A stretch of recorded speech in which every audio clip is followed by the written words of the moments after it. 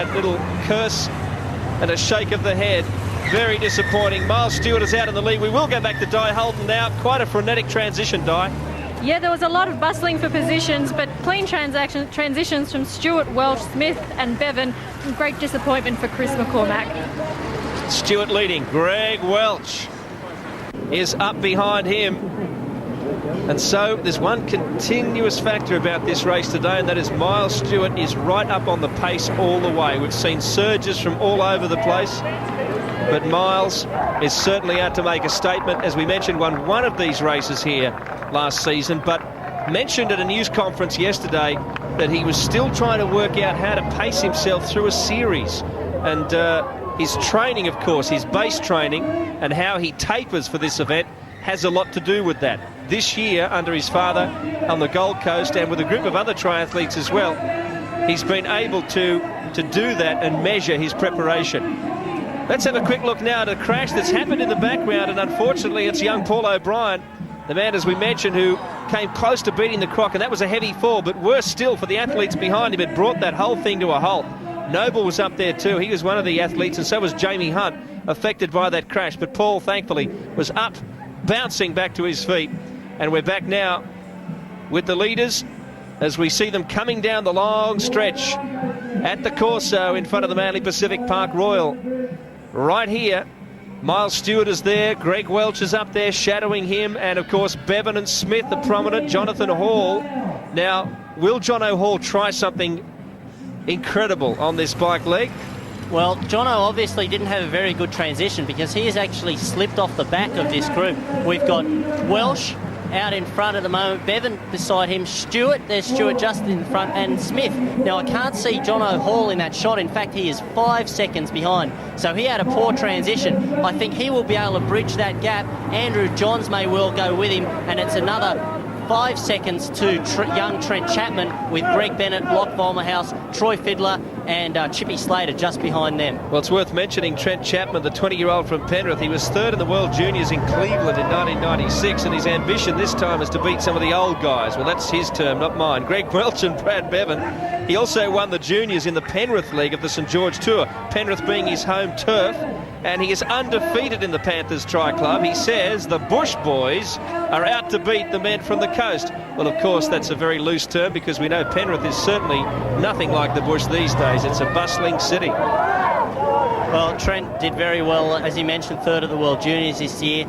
I think this will be a learning experience for him. It's very hard for a junior to come into this series and expect to perform strongly because we have the best guys in the world, and the form of Miles Stewart at the moment really is phenomenal, and he's well placed going into this second swim, and you can't see it on the screen at the moment, but there are plenty of waves rolling in. There are big sets building, and again, it will depend on the luck of the surf when these guys go back. But Miles racing very smartly here. He's just sitting there in second place at the moment, just behind Greg Welch. They're not doing anything stupid on those corners. They're just working well together. Spencer Smith is really having a little bit of difficulty on some of those corners. He's allowed himself to slip off the back of Bevan, and so each time he has to accelerate that much more along the straight to try and get the benefit of the draft behind the three in front of him. Well, the first race may have taken a bit of steam out of him, but I'm surprised Jonathan Hall has not been able to make up that few seconds gap between the leaders and himself.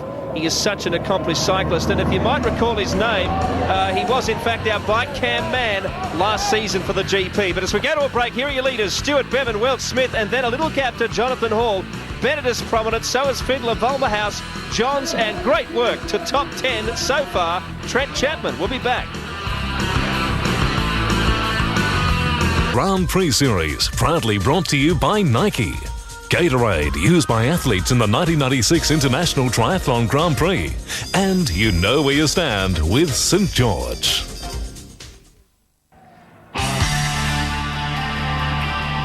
The Carnival on the Corso, round one of the St George Bank Triathlon GP. This is race 2 of the Triple Super Sprints, and there has been a move.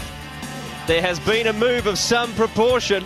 Jonathan Hall is now putting pressure on Miles Stewart. We talked a lot about where Jono was. He was a few seconds off the back of the pack, but only a man of his caliber on the bike could put in a surge of that proportion. He is now about to take the lead from Miles Stewart. And if Miles can stay with him, Jono will give him a nice little carry into the final swim. Bevan, Smith, Welch are prominent there in that lead group, or close to them. But then there's about 10 seconds to Locke Volmerhouse, Greg Bennett, Trent Chapman, Troy Fiddler, Andrew Noble, Jason Meadows, Andrew Johns, and there's a massive pack forming there with Slater, Reed, Knowles, Zeitz, Hunt, Nunn, and Chris Hill. Then a big gap to Paul O'Brien, falling off the back with Cardell, Ornelas, Magnum, McCormack, Sanson and Simon, and reminding him McCormack had to pause because he lost a wheel. Yeah. Well, that is really an amazing move by Jonathan Hall there. We saw there were 4 guys together in the lead, and within a matter of 1.5 laps, the gap has opened up from Jonathan Hall back to 4th place Spencer Smith, 11 seconds.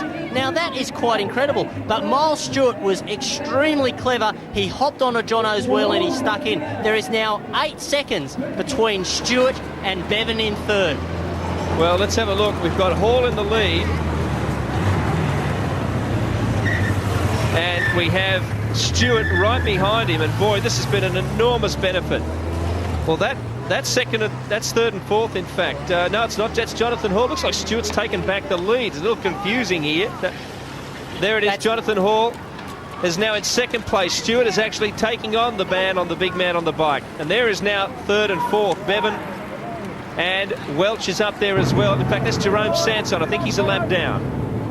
Well, this just goes to show that anything can happen in this Grand Prix racing. You introduce a new factor like the surf, like an ex-professional cyclist like Jono Hall, and all sorts of things start to happen. Jono Hall has really pushed the pace, and the bike pack has just split into pieces. Well, that's the first time I think we've seen that in the St George Bank Triathlon GP. We've not seen a cyclist of that calibre able to split up the pack as he has, and what he's created is a situation where Miles Stewart is just working with Hall. There's your second group of 2 riders, and it's Bevan, and it is Jerry, that is Jerome Sanson, so he's a lap down and just hanging on. Now there's a gap after Brad of quite a few seconds to big Spencer Smith, and Greg Welch is just out of the picture at the moment. So we'll try and get a lap time for you on the computer when Welch comes through the checkpoint. But at the moment, no sign of Greg Welch. But there's the 3rd pack. Spencer's there, and I think now he's fallen back to athletes such as Andrew Noble. Greg Bennett is up there as well with Jason Meadows and Troy Fiddler. Trent Chapman is still there. Shane Reed is also with them, and Simon Knowles and Chippy Slater. Then there's a gap to Zeitz and Hunt and another group. Greg Welch at the moment we can't locate for you. We hope he isn't out of the race. It may just be a glitch on the lap timing.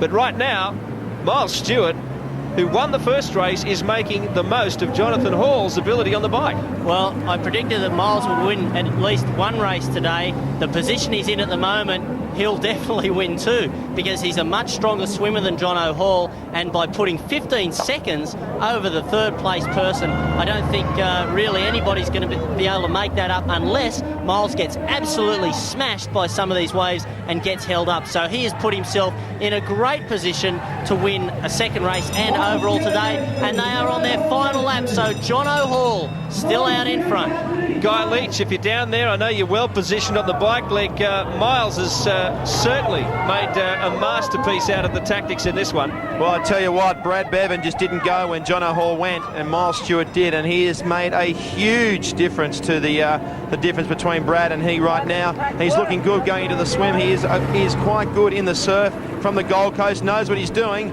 and he's a man of confidence, and God help the rest of the competitors if he wins today going in for the rest of the series. Well, we just had word that Greg Welch did in fact have to stop. We're not sure what it was for. Flat tyre, in fact, I've just been told. So he has rejoined the race, but he's in the